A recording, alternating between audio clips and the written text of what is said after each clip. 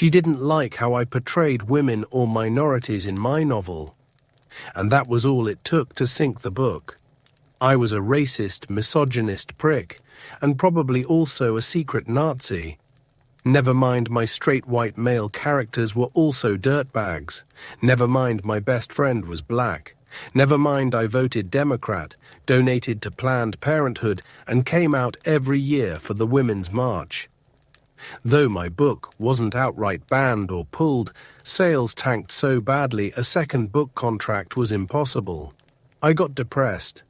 Part of it might have been postpartum depression, which it turned out also affected dads.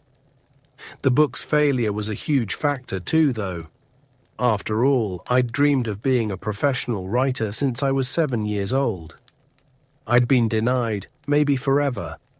Other factors were in play too, of course. During her pregnancy, Ayla had stopped drinking and maintained her sobriety after Wiley's birth. I did not, and after the book failed, I started drinking a lot more. Add to that the fact that giving birth had completely annihilated Ayla's sex drive, and you had a perfect storm of frustrated, drunken misery. I wanted something. Not just sex or money or success as a writer. I wanted that unattainable something I believed we all wanted. Something that couldn't even be put into words. You could call it spiritual, but that word's been so cheapened over time, I felt dirty using it. My nighttime drives through dark, winding roads made that something feel close. So did getting so drunk I loosened my tongue and vented all my frustration to Ayla, who simply told me to try seducing her, or getting a second job, or writing another book. Most of all, she said I should slow down on my drinking. "We have a kid now," was her mantra. Maybe she'd been right about all those things. Still, she never made it seem like she wanted to be seduced. A second job would keep me from being a more present father. Writing another book was impossible. That book blogger had forever tarnished my name. I told Ayla all this, but she never listened. It always came back to my drinking. She could do no wrong. I felt more alone than any married man should feel. I never cheated, though. Don't get me wrong, I came close many times, getting propositioned by hot young students. The times I went to bars and noticed my type of woman looking lonesome. The time Wiley's babysitter had me pick her up from a party that had gotten out of control. She'd asked me not to tell her parents and said she'd do anything to repay me. Through all this, I stayed faithful. Sometimes this meant I had to beat my dick in the shower. No, I didn't cheat, she did. I should have known something was fishy. Woman never worked out a day in her life, and all of a sudden she started caring about her figure. Weight training, cardio, kickboxing. You name it, she did it, or at least tried it. I ignored the voice in my head telling me she was doing this to attract another mate. Even when nights she left me to handle Wiley's routine became more frequent. Even when I met her trainer, a man so gorgeous, even I considered switching teams. Even when I saw the outright disdain in her eyes whenever we had company, and I was on one of my rants. Granted, I was usually shit-bombed in the latter scenario and likely being obnoxious, but I didn't think it warranted such a glare. Sometimes I thought she outright hated me, but no, there wasn't someone else. Couldn't be. She wasn't a cheater, but she was. I guess I didn't know her like I thought I did. Maybe I didn't know myself either. I can't decide which is worse. I miss Wiley. After our naps, we shared some trail mix and went on a hike. There's nothing like mountain air. It has a crispness, a purity that air closer to sea level just doesn't have. And city air, forget it. There's no comparison. Breathing in and out as we hiked made me feel a long-forgotten vitality. I felt truly pure, honest. And the view. God damn. Peaks and trees for endless miles. I considered taking some photos, but I couldn't stand to distill these sights in any way, shape, or form. This was for me, and only for this moment. I didn't share any of this with my companions. Instead, I joined them in talking about pussy. Hank talked about the occasional white trash babe he picked up at his local watering hole. Tony, unsurprisingly, talked about his encounters with his lovely wife. I kept my stories relegated to women I'd fucked before I met Ayla and embellished tales of women I'd met since the divorce. Brian said his only experience with pussy was a sexual assault in which a woman in a miniskirt took off her panties and sat on his face while he was sleeping. Shit, I wish I'd get assaulted like that, Hank said. Yeah, me too, I muttered. A woman would only do that to a man she knew was gay, Hank said. Tony grinned. Sometimes Yvette will do that to me. When you're sleeping? I asked. He shrugged one shoulder. We have an agreement. An agreement? He laughed, a rich and mischievous sound, but he didn't elaborate. Looking at him in the afternoon light, I recognized, not for the first time, why he'd managed to get so far. He had a way about him. He carried himself with a confidence seldom seen outside the world of professional sports. He had a winning smile, a body just as toned, if not more so, than it had been in high school. He embodied tall, dark, and handsome. I recognized these were odd thoughts for a straight man to have, but I had them just the same. Dude was charming. Ick, Brian said. You guys are gonna make me vomit. He said it in a classic gay guy lisp he didn't have back when I knew him in high school. Does some switch in your head that makes you talk like that get flipped when you come out of the closet? I asked. Oh ho shit, Tony said, covering his mouth as he laughed. Hank laughed too, but also tried to hide it. You know that's offensive, right? Brian asked. I mean, you can't be that dense. Heat filled my face. I mean, yeah, but I guess... Sorry. Hey, we're all friends here, right? Tony said. Hard to argue with the man with a gun, Brian said. But no, I'm not mad or anything. Just, try to think before you talk. Maybe speak with the tact you show in your writing. So you've read my stuff? I asked. Of course, I didn't think your book was offensive either. You just tried to be real. I appreciate that, I said. Really. We're friends. I almost dug deeper after that comment. Was that the only reason he liked the book, or defended it? I itched to know, but at my age you learn showing such insecurity is improper, so I stayed quiet. We hiked on. Some miles later, we circled back so we could reach camp by sundown. When we arrived, Tony and Hank restarted the fire. I helped Brian dish out some chicken salad and pour more whiskey. Seated around the fire, we ate in relative silence. Occasionally, Hank burped. The fire crackled. The sky turned orange, then purple, then black. All four of us perked up at the sound of nearby howling. The hell was that? Hank said. Coyote? Nah, Tony said. Sounded bigger. Wolves. There are wolves in Washington? Brian asked. Shit, yeah, there are, Tony said. Wanna go hunting? At this, my guts clenched. Hank said, I don't know, man. I might be too drunk. You ain't had any more to drink than the rest of us, Tony said. Yeah, but... Hank drifted off, then shook his head. Tolerance ain't what it used to be. Whatever you say, man, Tony said. The wolves howled again. They sounded close. I wondered how close. Had to be damn near 10 of them. I was starting to rethink my position on guns. Tony must have detected something because he slapped my arm. Hey man, we leave them alone. They'll leave us alone, right? I nodded. Yeah, right. We should tell ghost stories, Brian said. We all looked at him. What? It could be fun. You know any ghost stories? Tony asked. I know a few, Hank said. Now we all turned to Hank. Bet you do, Tony said. Bet you seen some shit. I have. So let's hear it. Spook us. Hank looked down. He seemed to be considering something. What are you waiting for? Trying to think of one that isn't so damn depressing. At this, we all laughed. Not only had Hank seen some shit, we knew he'd been through some shit. I remembered a selfie he took the day he got out of rehab a few years back. He'd captioned it, "Drugs kicked my ass, but they can't kill me, I'm still here." Opiates had been his drug of choice. Apparently pain pills were a hot commodity in the moving business.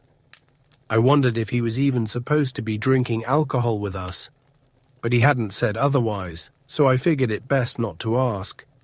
All right, got something. We all leaned in to listen. My Uncle Davy was a bartender in Hollywood Hills. Got all sorts of characters coming in for drinks and chatter. The strangest, though, he told me, was a man that went by the name Mr. Boggs. According to my uncle, the man was always on about religion and black magic and communing with the devil. Just weird shit you don't say in public unless there's something off about you. The hell of it was, though, this Mr. Boggs didn't seem crazy. He was well-spoken, calm and collected. He was always well-groomed and dressed in expensive suits. The only thing that wasn't quite right was the way he smelled. Uncle Davy said the man always smelled like he'd been sitting next to a fire. "Kinda like we are now," Brian said. "Guess so, maybe. Maybe not." Anyway, one of these nights, this Mr. Boggs asks Uncle Davy to come with him to some kind of meeting where he and his friends were going to contact Satan. Now, Uncle Davy was a Roman Catholic, so seances and satanic rituals were off limits. Naturally, he tells Mr. Boggs no, but wishes him luck. Even tells the strange man he'll pray for him. To this, Boggs only smiled lightly, without showing any teeth. My uncle used the word ironic to describe Boggs' smile. Without another word, Mr. Boggs leaves. Now, Mr. Boggs was a regular at this point. Came in something like 3 times a week, but after that night he stopped coming. Every time someone came in on one of these regular nights, Uncle Davy glanced up, expecting to see the weirdo. But he never does. On Uncle Davy's off nights, he wonders if Boggs is simply avoiding him, and he starts asking the other bartenders if they've seen Boggs. All of them say no.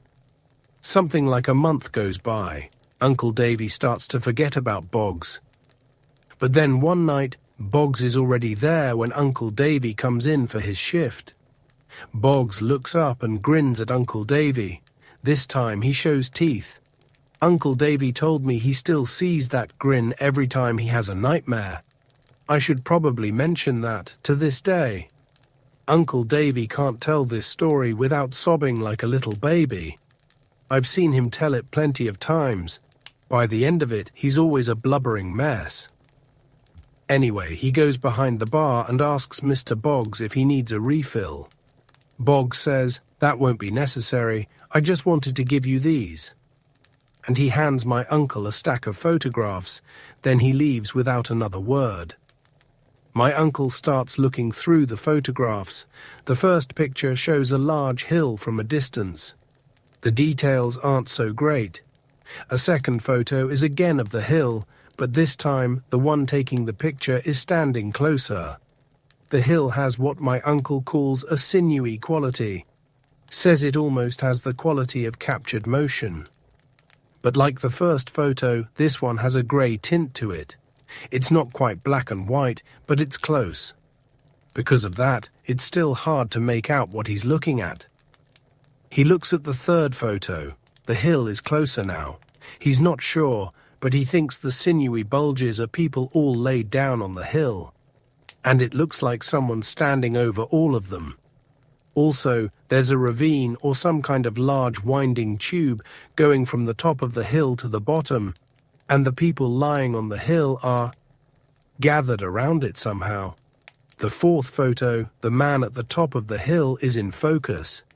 He's got a face my uncle describes as, "Fuck, What was that word? Oh yeah, bestial. Like wild or animal-like, I think. That's right, I said. Hank held my gaze, then nodded.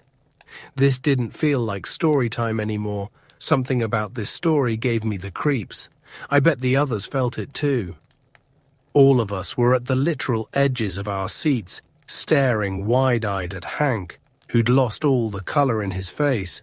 His features now looked drawn and wasted. The man-beast in the photo was very short, a midget, basically. But the winding tubular thing turns out to be his dick. The three of us listening sat up straight, and the people are reaching for it, with their hands and their mouths. He flips to the next photo, and this is when Davy usually loses it when telling this story. He flips to the next photo, and the people laid across the hill are now in focus. They're his fucking family members. My fucking family members.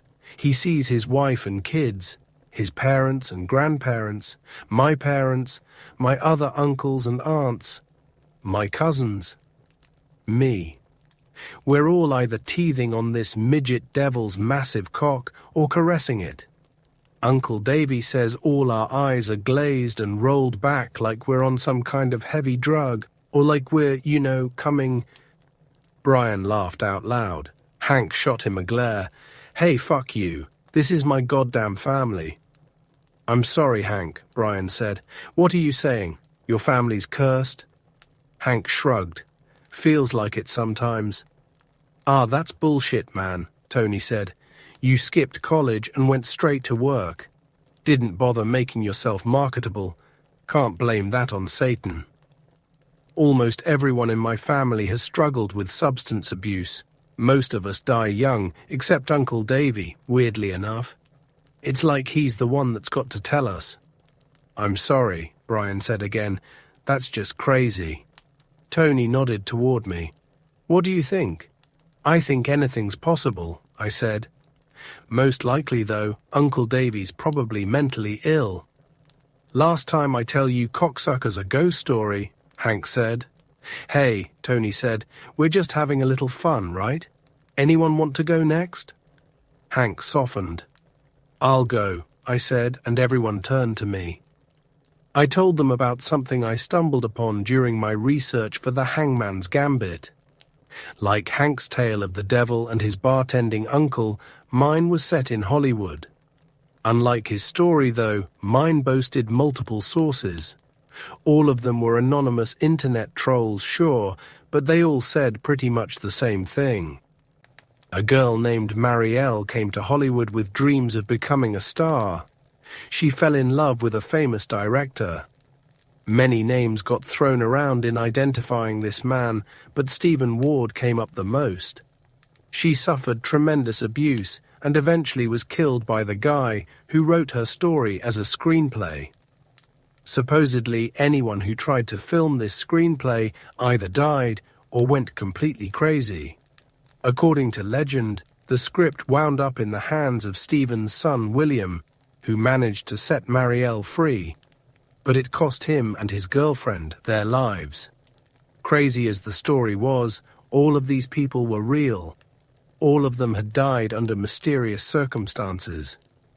I think I read a book about that, Brian said. It was called Mania or something. Whoa, really? I said. I hadn't heard of it. Yeah, I forget the author's name, though. Was the book any good? Hank asked. It was okay. Kinda fell apart in the third act. Most books do, I said. Endings are hard. You managed to end yours pretty well, Brian said. Thanks. Brian shrugged. Don't mention it. Want to hear my story about the ghost of a bank teller? Tony said. At this, we all laughed. Hey, I'm serious. He keeps the robbers away from his branch. We all laughed harder. Tony joined us. When we all died down, we looked at Brian. What you got? Tony asked. Nothing exciting, really. Wait, weren't you all about that paranormal shit back in school? Hank asked. I was, but conspiracy theories just stopped being fun. That whole scene got co-opted by a bunch of right-wing nuts. Aliens and Bigfoot I can buy, but tell me the Holocaust was a hoax, you can fuck right off. At this we all nodded. We drank some more and fed the fire more logs. I looked up at the sky, tried counting the stars, and gave up before I even reached 10. With my whiskey buzz going, they were all doubling and tripling anyway. Even without that, the amount of visible stars completely dwarfed what I could see back in the city. I had a thought then about how more light only blinded you. There was some fundamental truth in that, but I was too drunk to put my finger on it. Story of my life. Not that my drinking was really a problem. If I was an alcoholic, I was a high-functioning one. And if I was functioning, what did it matter? I guess Ayla figured it mattered. Somehow she'd convinced Judge Smart it mattered too. I was a good father, maybe I was a bad husband, but she wasn't exactly wife of the year either. Tony backhanded me in the chest. I flashed a glare at him. "You good?" he asked. "Yeah, just thinking about shit." "Well, that never did anyone any good," Hank said. We all laughed. We poured another round. My head was going to hurt like hell tomorrow, and I didn't give a shit. It was good to be here. Good to be with friends. Friends, real friends, felt more and more like a rarity the older I got. People wanted to get together, but only if it somehow related to work or if their kids were the same age as yours. This was different. I looked back up at the stars again. This time, everything was slowly spinning. I felt my lips curve into a smile. I closed my eyes. I felt damn good. Since we didn't pay much attention to time, I didn't know what time it was when I staggered back to my tent. All I knew was the spinning sensation was increasing. I didn't think I'd throw up, but I knew I was damn close. Good thing I stopped drinking when I did. As I lay at the edge of sleep, I thought about Hank's story of the midget devil's dick and Hank's family sucking it. I wished I could write something like that. The visceral response that story's strange imagery inspired rivaled anything I'd read in years and far eclipsed anything I'd ever written. I drifted deeper into slumber and tried to forget the awful story. I even tried praying to ward it off. I know that sounds crazy. A grown-ass man, an atheist at that, afraid of a stupid story, but sometimes, especially at the brink of sleep, the unreal seems so real, knowing better doesn't mean shit. I lay there, bobbing up from the black sea of the unconscious, trying to forget the monsters that swam beneath its troubled surface. The sleep that finally took me was fitful and broken. I woke up in the middle of the night. My bladder felt like a water balloon filled to full capacity. My brain felt like it was trapped inside a clenched fist. I croaked out a curse that scratched the back of my throat and propped myself on my elbows. Just outside, the fire had been reduced to glowing embers. Whoever had gone to sleep last had forgotten to douse it. If I remembered, I'd give a Smokey the Bear PSA tomorrow. I moved with tremendous care. Everything hurt, even the persistent chirping of crickets seemed oppressive. I didn't remember drinking that much, but maybe I had. Or maybe I hadn't gotten enough water during the day. I stepped past the dwindling fire and reminded myself to stay hydrated. There was water in my tent.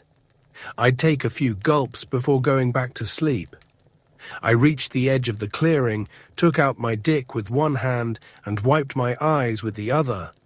As I peed, I kept my eyes closed. Though I no longer had the spins, I feared they might come back. My piss sounded incredibly loud when it hit the dead leaves at my feet. When I finished, I shook dry best I could, put my dick away, and opened my eyes. I was face to face with a goddamn wolf. Even though I knew I'd left my buckknife in the tent, I reached for my hip, where it would have been anyway. Not that a knife would be much help against this monster. It was twice the size of Tony's German Shepherd, which is to say it was fucking massive. Its eyes gleamed in the starlight, its snout was wrinkled up into a silent snarl. If it started growling, I knew for sure I'd piss again, this time soaking my pajama pants. The wolf and I stared each other down. I wanted to look away because I was pretty sure meeting its gaze would be seen as a challenge. But I was afraid to move. I was afraid to speak. Even breathing seemed ill-advised. Despite reservations, I slid 1 foot back. The wolf glanced down to follow the motion with a glare. Now it did growl. "Shit," I said. The wolf bent its legs, prepared to pounce. Its white teeth shone like ivory daggers. I forgot my hangover, even as my pulse throbbed like underwater explosions in my head. The growl of the beast grew louder, more timorous, which was worse. A scared animal is even more dangerous. I took another trembling step backwards. The wolf leaned all its weight back. It was going to jump on me any minute. Running would do me no good. By the time I turned, it'd be upon me, pinning me face down and taking a bite out of the tense meat between my neck and shoulder. Something exploded. The wolf yelped and dashed off to the side, scurrying away, fading into the black like a silver and grey ghost. I turned to see Tony with his rifle pointed up in the air. My mouth worked, trying to find the words to express some kind of gratitude, but I made no sound. He just nodded at me and went back to his tent. The throb of my hangover returned, so did the bone-deep exhaustion. Yeah, I'd be drinking less tomorrow. I padded back to my tent, gulped down a generous helping of water and tried to sleep. When I came out of my tent the next morning, my hangover had dulled. Everyone else was already awake. They looked at me and burst out laughing. "You really show your dick to a wolf," Hank said. "I didn't know it was there." "Divorce has made you a desperate man," Brian said. I gave him the finger and sat down on a stump. The fire was at full strength again. I remembered my intended spiel about putting it out before bed. I needed to wake up some more before I lectured anyone. Tony passed me a steaming mug of black coffee. I smelled it and took a sip. "Fuck yeah, dude. Just what I needed." "Something strong and black, huh?" he said and winked. We all laughed about that one. Breakfast was eggs, home fries, and ham. We did some more hiking, ate salami and cheese sandwiches for lunch, talked about sex some more, gathered firewood, and spent time alone in our respective tents. I did some journaling and nodded out for a few minutes intermittently. When evening rolled around again, Tony and Hank said they wanted to go on a wolf hunt. Since there wasn't really anything else to do, Brian and I reluctantly agreed. We waited for total darkness and listened for the howling. It started up and we headed toward it. The more we followed it, the farther off it seemed to get. But then it fell silent for a while and we stood still. We all looked to Tony, but he stayed poker-faced, flexing his hands on his rifle's stock. "Dude," Hank said, but Tony put up a hand to silence him. My gaze flitted around the thick, dark woods. A sinking feeling overcame me. This was a terrible fucking idea. What the hell were we doing? As far as I knew, none of us were professional hunters. I sure as shit wasn't. If my 3 buddies' Facebook pages were anything to go off of, neither were they. I opened my mouth to suggest going back, but closed it again when the howling resumed. From the sound of it, the wolves were all around us and very close by. "We should split up," Tony said. "Are you nuts?" Brian asked. "Hear me out. Hank and I each got a gun. I'll make sure you 2 are covered." "Why are we even doing this?" The words spilled out of my mouth before I could put them back inside. I expected everyone to ridicule me, except maybe Brian, but only Tony spoke up. "Hey man, what happened to you? You used to be all about a little adventure." I could be asking you the same thing, I said. Adventure's one thing, but this, hunting animals illegally, dangerous animals at that, this is just nuts. More howling filled the air. The mournful, bestial chorus silenced me. We all glanced around frantically, all of us but Tony. I thought my wondering was more than valid. Something must have happened to him too, for him to want to test himself like this. I couldn't imagine what it might be. The man had everything, yet here he was chasing one of nature's most vicious creatures. A whole pack of them by the sound of it. I tried to imagine being somewhere else, and it almost worked. But then I remembered why I'd come up here in the first place. I needed to get away from the day-to-day, from me, from the weak worm of a man who'd let his ex-wife take his little boy away. As if by fucking her personal trainer, she hadn't emasculated me enough. Fucking bitch. That was why I was here. I couldn't speak for the others, but it had to be for similar reasons. At the very least, we had in common the hope of escaping our confinement. Even Brian, out of the closet almost a decade now, had to be caged somehow by something. Every man living in society was, if you believed Thoreau. Maybe Tony saw the thrill of the hunt as a way of freeing himself from modern life's shackles. As our leader, and whether we'd elected him or not, I think we had an understanding he was our leader. Maybe I needed to trust him. Maybe we all needed to, especially now if the wolves were onto us. As if to remind me, they howled again. "All right," I said. "I'll go with Tony." The corner of his mouth twitched upwards. He nodded at me. "My man." I followed him into the dark. The cacophonous chirping of crickets started up again. I couldn't decide if it was better or worse that I was sober. I assumed the latter. Tension held every last one of my muscles. Even deep breaths of the clean air didn't soothe my anxiety. The darkness around us was complete. "Haven't heard a wolf in a while," I said, in hopes of persuading Tony to head back to camp. I hated the tremor in my voice, hoped he wouldn't notice it. Maybe they're scared of something. Like what? As far as I knew, they had no natural predator. Maybe he was alluding to my own fear, letting me know he heard it. Like us. Yeah, right. No, really. They aren't stupid. They know what this gun can do. I couldn't help but laugh at that. He turned to me, frowning. "You know how crazy you sound, right?" I said with a nervous giggle. "Something about the wilderness brings it out in a man, don't you think?"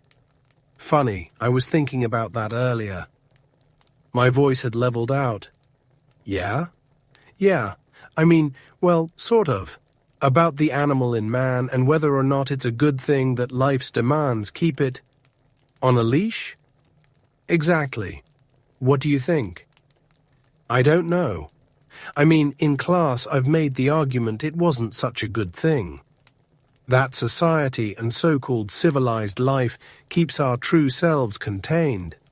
That it's contrary to actual freedom, and maybe that's true, but I don't know. A pussy like me probably wouldn't last long in the wilderness. You'd be surprised, man. How do you figure? Leaves rustled.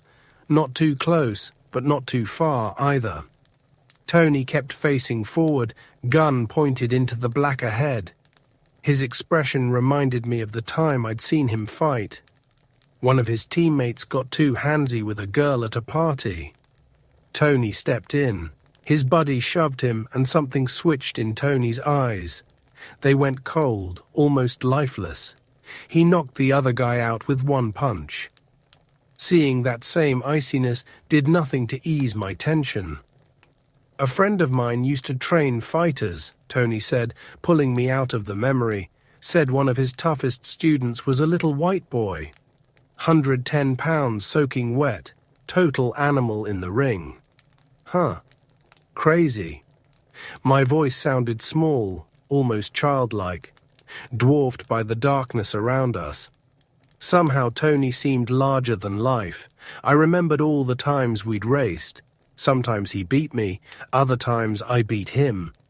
The only constants were our friendship, and that each time the victor didn't win by much.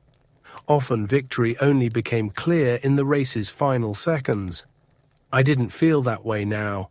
I felt instead I'd come to an imaginary finish line a long time ago, but Tony had kept on running, gaining more and more ground, somehow growing stronger with every stride.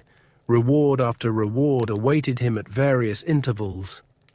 I wasn't jealous. He'd busted his ass. Instead, I wondered where the fuck I went wrong. More movement in the leaves ahead. A twig snapped. It was a hollow but resonant sound. These sounds were much closer than before. "Can you see anything?" I whispered. Tony shook his head. I shone my flashlight toward the noise. The illumination only made the foliage a lighter grey than before. My bladder felt full again, but I didn't want to stop because that would only drag this out longer. And God, I wanted so badly to go back to the tent and maybe to go home altogether. But I wasn't sure if I had a home anymore because Ayla had taken Wiley away, and I was sick of my job, and I doubted I could write another book, and I just wanted to get laid. So for a moment, however brief, I could feel alive again. But the rest of the time I wanted to be too drunk to feel. I shook my head of the rambling thoughts. I, or whoever was speaking in my head, sounded like an angst-riddled teenager. No wonder my life was in such a sorry state. "You good?" Tony said. "You're shaking that flashlight." I looked down at my hand, which was indeed trembling. I willed it to stop. "Wiley. Wiley, please, whatever your bitch mother says, don't forget me. Don't forget I love you. Don't forget I was a good father, even if I came up short as a husband. Please." More movement up ahead. Closer. I couldn't take this. I wanted to turn and run. My bladder felt stretched to capacity. I thought if I moved at all I'd piss. Fuck, I'd never hear the end of that. Another howl tore through the night. It sounded harsher than all the ones preceding it. I inferred all sorts of feelings in its tone. Pain, rage, grief. Most frightening of all, I thought it held a human quality, which had to be my imagination. Following the sound, whatever had moved in the foliage ahead moved again, this time much faster. It was headed toward that awful howl. I turned the flashlight toward the scrambling. The beam fell on a clearing, and a pale shape staggered into its light and froze. The woman was filthy, dressed in rags. Legs unshaven, hair in knots, face caked with mud. Emaciated to the point I could see the impressions of her ribs. She faced us. Her wide eyes shone silver in the light. We stared at her. She stared at us. Tony lowered his rifle. I kept the flashlight on her, but my hand was shaking again. A small wet spot had formed on the front of my jeans. Turned out I did pee a little. Damn it. The three of us stood in silence, watching each other, waiting to see who made the first move and what that move would be. From somewhere far away, Hank screamed. The woman ran toward the scream, and we followed. I couldn't tell you what Tony was thinking. I didn't even know what I was thinking. We just ran after her, pushing through low-hanging branches, jumping over roots and stones. It was like we were racing again. Only I wasn't in as good of shape as I used to be. The mountain air, once so clean and refreshing, now felt harsh and cold as it tore its way down my throat, in and out of my lungs. Sweat poured into my eyes, blurring my vision. Through this, I thought I saw some sort of weapon in the woman's hand. A hatchet, maybe. No, I thought, couldn't be. Hank screamed again, and Brian screamed too. A loud report from the other rifle shredded the air, and then Brian was calling our names, calling for help. "You hear that shit?" Tony said. "Yes," I huffed. "Hey, we're coming," Tony hollered. Hurry! Brian again. Up ahead, the woman pushed on. She seemed tireless. I didn't know how much longer I could go on. Even Tony was huffing and puffing now. Wounds glistened on his toned arms from where branches had scratched him. The left side of my abdomen started to burn. It felt like someone had stabbed me there with a hot knife. I wasn't sure what I'd do first, throw up or pass out. I was going to do one or the other, maybe both if we didn't stop running soon. Hank stopped screaming. Brian wailed. Dread turned my legs to stone. Panic fluttered in my guts like a butterfly on meth. I wanted to turn and run the other way. I didn't want to see whatever awaited us up ahead. But Tony kept running, so I kept running too. The woman dived through a thick patch of foliage. We followed. Tony grunted and I yelped as we pushed through stabbing, scratching twigs. I prayed none of the leaves were poison ivy. Finally, we fell through the final stretch of bramble and into a clearing. What I saw brought no relief. Hank was lying on the stony path. He had a chunk torn out of his shoulder. Brian had removed his shirt and was pressing it to the wound. The white shirt was already soaked. It had turned completely crimson. Hank's face was very pale. His eyes streamed, tears running into his beard. When Brian saw the woman, he blinked several times as if he couldn't believe his eyes. I supposed he couldn't. All of this had become beyond belief. Where? The woman said. What? Brian spoke shrilly, confused, hysterical. Like we all were. Where did he go? She said. Who? The one who did this. It wasn't any he, Brian said. It was some kind of wolf, she said. I know, I have to go after him. Now wait a minute, Tony said. The only thing we need to do is get my friend some help. We're in the middle of nowhere and he's bleeding to death. It might be best if he did, she said. What? I think we all screamed that. Never mind. She looked at Brian. Which way did he go? Brian pointed a shaky finger into the surrounding darkness. The woman moved to run in that direction, but Tony caught her by the elbow. Wait a damn minute. First, I think you owe us an explanation. She jerked her arm away. How do you figure I owe you anything? I figure whatever you're after took a chunk out of my friend's arm. Fuck you. She spat in his face and marched toward the place Brian had pointed. This time I caught her. I grabbed her from behind around her waist.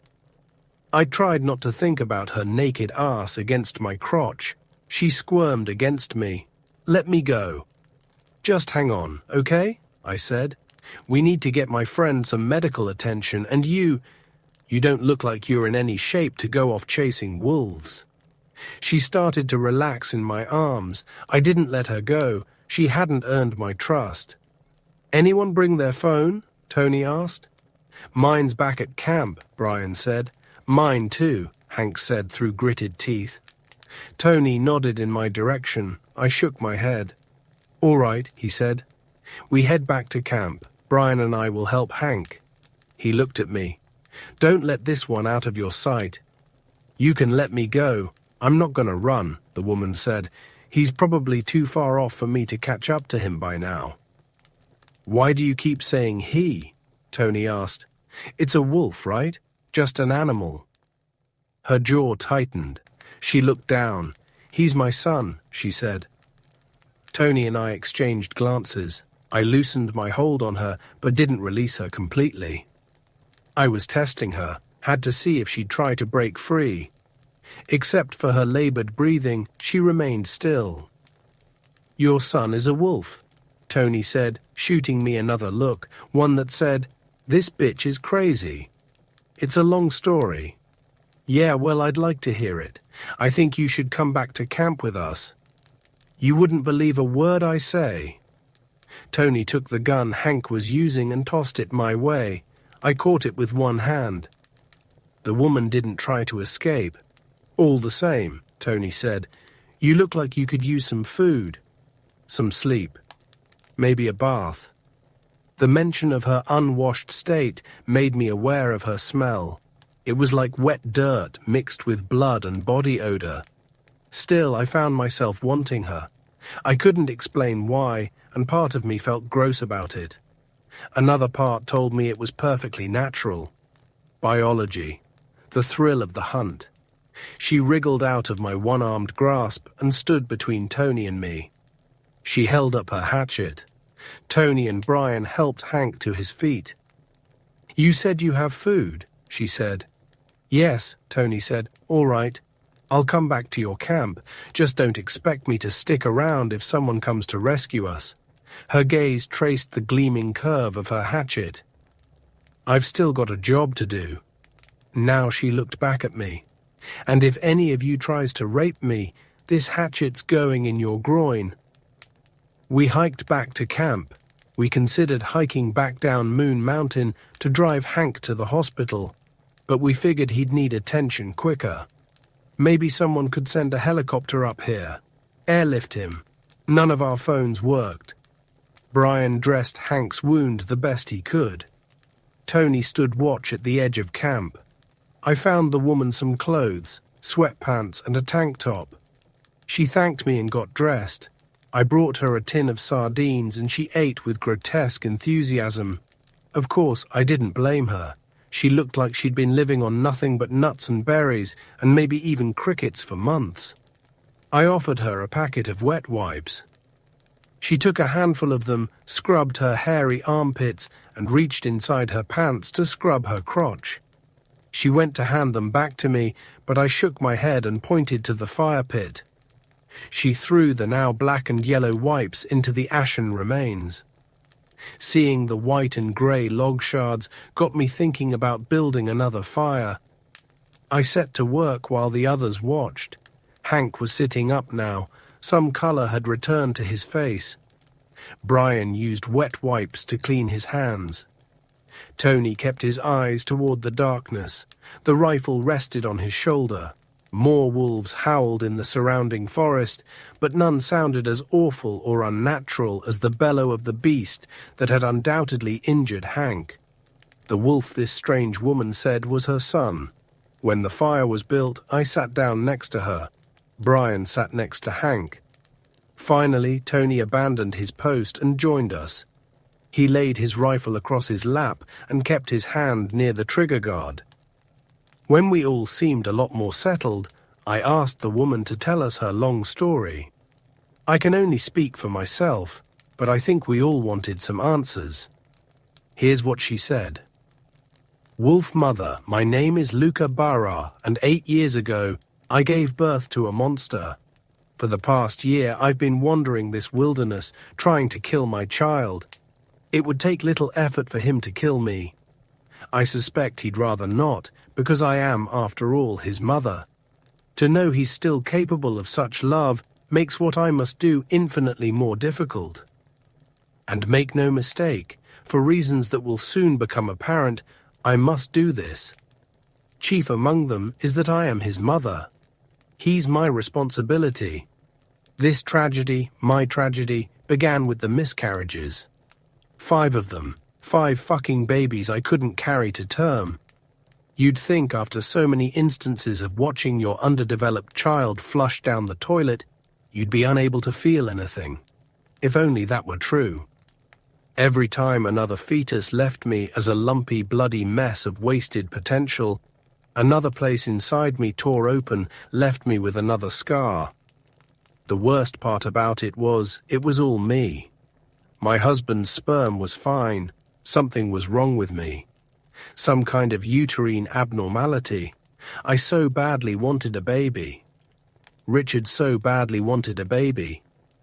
Do you know how terrible it is to know the person you love more than anything in the world wants something you feel like you're supposed to give them, but you can't give it to them? It's the most awful feeling you can imagine.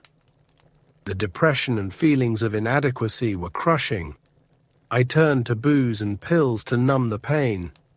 And they worked sometimes. Unless I stayed up too late and a powerful rage took hold. I lashed out at Richard. Told him he was putting undue pressure on me. Told him to knock up one of the neighborhood girls if that would make him happy. I always woke up in tears, of course, and feeling like a hydrogen bomb had gone off in my head. On one of these mornings, Richard told me to go to rehab and said he'd leave if I didn't. I went, but made sure he knew I was going grudgingly. Mount Sinai Rehabilitation Facility was the name of the place. It's still there, I'm sure. While I was a patient, I met a man who changed everything for me. But not in the way you'd think. His name was Court Boggs, and he smelled like fire. Something about this man staying in the same facility as me, for reasons he didn't disclose, made me disclose everything to him. To this day, I still don't know why. I guess, given what follows, it isn't too much of a stretch to attribute this magnetism to some kind of magic. Regardless of the reason, I told him everything, even stuff I refused to share in group. For instance, I told him why methods like adoption and a surrogate weren't options for me. That was because of my father. I came from money, but I married for love. Dad said that unless I bore him a child, I'd never see a dime of my inheritance. I suppose I could have defied him and figured out the money later. Unfortunately, because of all my medical bills, I wasn't in any position to throw away the possibility of receiving such a significant sum of money. Richard and I were working class. Barely above the poverty line, call me a hopeless romantic. But I thought marrying for love mattered. My father kept on living, the collection calls kept on coming. My habits got more expensive. By the time I met Court Boggs, I was desperate. I even told him how desperate I was. I told him I would do anything to be able to have a child. Now, I don't know if Boggs was the devil. I sure as hell didn't give him my soul. There was no contract for me to sign in blood, nothing like that at all. Not even a verbal agreement. He simply told me what I could do, and I listened. I wrote down his instructions exactly as he gave them and followed them to the letter. I know what you're thinking. Here's the part of the story where she says she wishes she hadn't done it. Right? That's the hell of it, though. I don't regret anything. I got what I wanted. I gave birth to a beautiful blue-eyed baby. Not long afterwards, my father died and left me enough money to get out of debt and put a down payment on a 3-bedroom dream house. For 7 years, I got to be a mother to a sweet little boy. But I'm getting ahead of myself. I should probably tell you how all this happened and how it all went horribly wrong. My child, the one I now aim to kill, was conceived in the very same wilderness surrounding us. I came here to Moon Mountain after a 36-hour fast. I carried only a small bundle of wolfsbane, 1 vial of menstrual blood, another vial containing Richard's semen, a pound of raw hamburger, a lighter, a white candle, and a lock of hair from a little boy. When I reached the mountain's peak, I dug a pit, put the meat at the bottom, drizzled the blood and semen over it, wrapped the candle in the boy's hair, arranged the wolfsbane so it made a triangle around the hole, and lit the candle. And then I waited. The candle burned down, sizzling strands of the hair. The wind blew, but the flames stayed strong. Wolves howled, but I didn't let them scare me. If I was to die out here, at least I'd have given my life in the effort of attaining something I so desperately wanted. When the fire ran out of wax and wick, it spread across the meat, enveloping it completely. I didn't think it was supposed to do that, at least not from a physics perspective. If I wasn't convinced, then I'd stepped out of the realm of known science. The flame rising as a crimson column before me made it fact. The fire took the shape of a large wolf, red-orange with black eyes.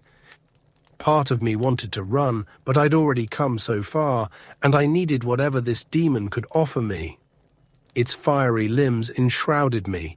The heat was intense, but somehow my skin didn't burn. The wolf demon lowered me to my back. Its member penetrated me even though I was wearing pants. I don't know how it was possible, but again, this was beyond science. The wolf demon and I fucked all night. I don't know how the fire kept burning or how my stamina remained so tireless. All I know is when we finished, it was morning and I was with child.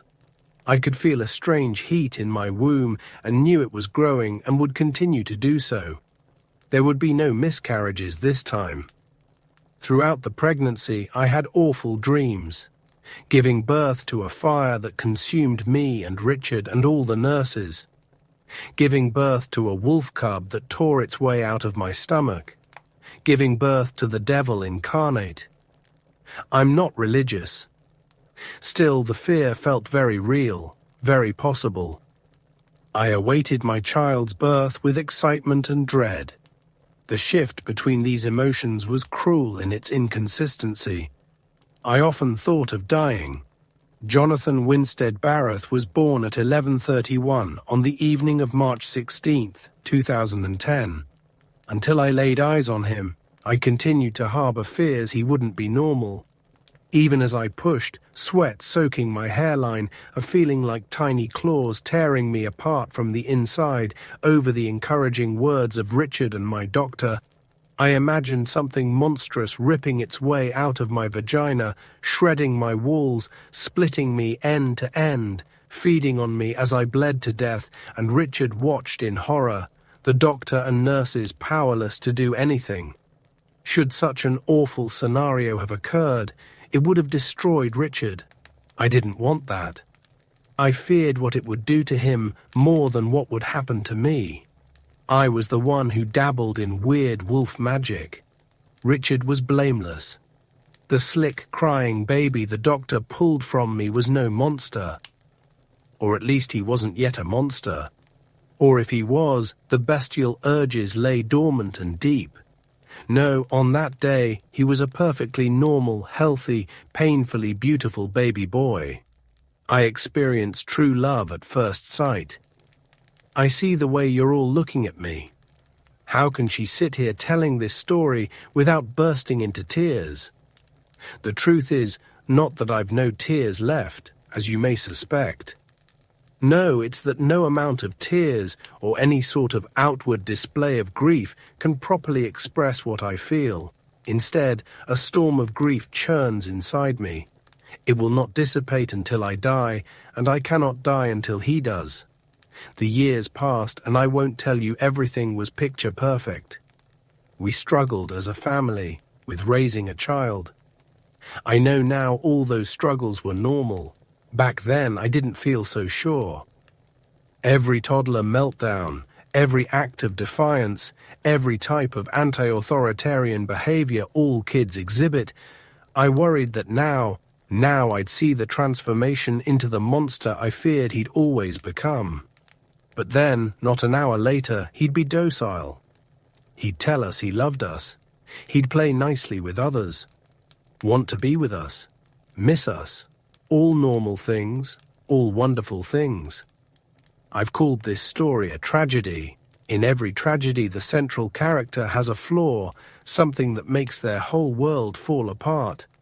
Supposing this is a tragedy, my flaw was only my total love for Jonathan. My love blinded me when I should have seen the danger right away. Not a week or two after his 7th birthday, the first neighborhood kid was killed, torn to pieces. The morning after it happened, I knew something was wrong with Jonathan, though I wasn't sure what. He looked and acted tired, like he hadn't slept at all. Moved slowly, yawned a lot, sported black bags under his eyes.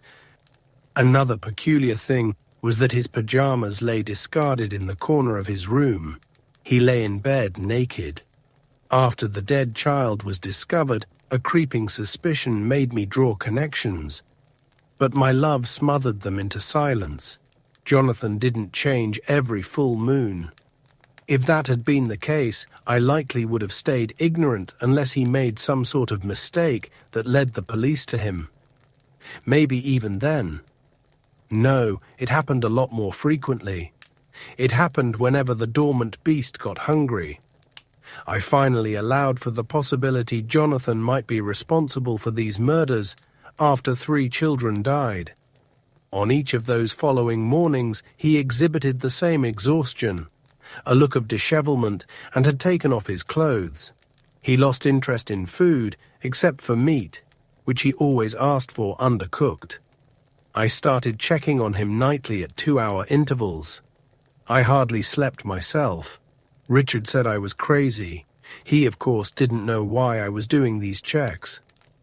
I told him I was afraid Jonathan would wander out and get murdered himself, or the killer would break in. He asked me over and over if I was using again. He didn't know the truth. He still doesn't. As far as Richard knows, his wife and son are long dead. Maybe he isn't so far off. One night in July, my worst fear finally came true. When I went to check on Jonathan a little after 2 o'clock, he wasn't in his bed. The scream tore itself from my lungs before I even knew it was coming. Richard rushed in, asked what was wrong, gasped when he saw the empty bed. "Where is he?" he asked. "Stay here," I said. "I'm going to go out looking." "We should go together," he said. "No, someone has to be here if he comes back." He agreed and sat down on Jonathan's bed, looking down at his hands and probably feeling useless. In truth, I felt like he was. I loved him, I still do, but this has always been my fight. I drove frantically through the neighborhood, my head on a swivel, nearly crashing several times into parked cars. I even almost ran over a scurrying raccoon. The fact no one called the police on me is astounding. A speeding vehicle circling the neighborhood and swerving. It was too dark for anyone to recognize the car as their neighbors. Probably seemed like I was casing the place, or lost and very drunk. Damn near 2 hours passed. During the second hour, Richard started blowing up my phone like a jealous ex-boyfriend. I ended up switching it off. At no point did it occur to me Jonathan had come home. He couldn't have. I parked at the edge of a patch of woods and got out. I switched my phone back on to use the flashlight, but kept it silenced. The overgrown path wove through trees impossibly tall, impossibly dense. A rich stench of foliage choked the cold air. I hugged my arms to my chest. A heavy dragging sound from the surrounding woods drew my attention. I shone my light in its direction and immediately wished I hadn't. A nightmare version of my son, something between wolf and boy, with an upturned snout, a shaggy brown beard and mane, and pointed ears, was squatting over another boy. The victim's throat was torn open. The Adam's apple gleamed white at the center of a red, ragged hole.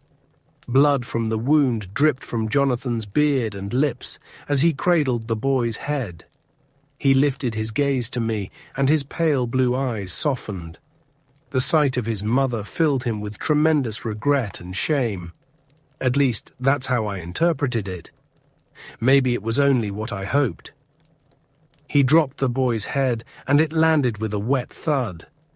The dead face turned toward me upon impact. Its vacant eyes stared without sight. A lump lodged itself in my throat. I could do nothing but stare. Jonathan stood, at least a head taller than the boy I knew. Patches of fur covered his lean physique. He looked much older than 7, but I recognized him just the same. He kept his eyes on me. I expected him to attack, wanted him to. Instead, he ran away. I found my voice and called his name, but it was far too late. He was gone. I was alone. I called the police. I, of course, said nothing about wolf boys or sexual liaisons with demons. I simply reported the body and said my son was missing. The police asked what felt like a million questions. Neither Richard nor I got any sleep that night. The morning light brought me no comfort. Instead, it made my nightmare seem far more real. During the night, I still harbored hope it was all no more than a bad dream. In the daylight, I could deny nothing. A month of terrible depression followed. I often thought of using again. I came pretty close a few times, but ultimately I decided to stay sober. My son deserved a mother who would let herself feel the full brunt of her grief. 2 more children were killed. I knew Jonathan was responsible, but I kept silent. At some point he'd come home. I hoped for and dreaded this. Jonathan came back to me one afternoon I happened to have off from work. He didn't come to the door. I'm not even sure how he got in. He walked in on me in the kitchen while I was drinking coffee that had gone cold. I didn't spit the sip I'd just taken out in surprise like people do in the movies. I simply held it in my mouth as I gazed at the prodigal son. "Hello, Mother," he said. I couldn't find the words to respond. I know what you saw and I know what you know. I also know what you did to make me. I swallowed, opened my mouth, but still couldn't speak. Emotions and questions overwhelmed me. I felt tremendous relief and heartbreak. I wondered where he'd been when not killing other children. How he was able to speak like someone much older. How he knew the ugly secret of his conception. I could voice none of these things. I could only stare at him through eyes blurred by tears. He told me he'd been to the mountains. He said he knew what he did was wrong and tried to live alone, feeding on deer and game instead. Eventually the loneliness became too much, and he returned. I found my voice and asked how I could help him. Vowed I would do anything to ease his pain. "I want a family," he said, and I got the awful notion he meant to rape me. Instead, he told me to call on the wolf demon again, using Boggs's spell. I merely want a companion, a sibling or lover, someone with whom I can share my life. When you've given me that, I'll go away, and I'll never harm another child. "I don't want you to go away," I said. "But I must, Mother. You know as well as I that I do not belong here." "Yes, you do. We're family. We'll make it work." "No," he said, shaking his head. "I've told you what must be done. If you are not with child by this time next month, I will kill again, and I will keep killing until you give me what I've asked for." "Why can't you find someone else?" I asked, already knowing the answer. "You're my mother. I'm your responsibility. Do this one final thing for me." I held out my arms, needing to feel him so badly it nearly burned. His features softened, and I thought, hoped, he meant to embrace me. Instead, he turned away and left me with a terrible emptiness. I went back to Moon Mountain. I took my candle, menstrual blood, raw meat, semen, hair, and wolfsbane. I completed the ritual exactly as I had before. I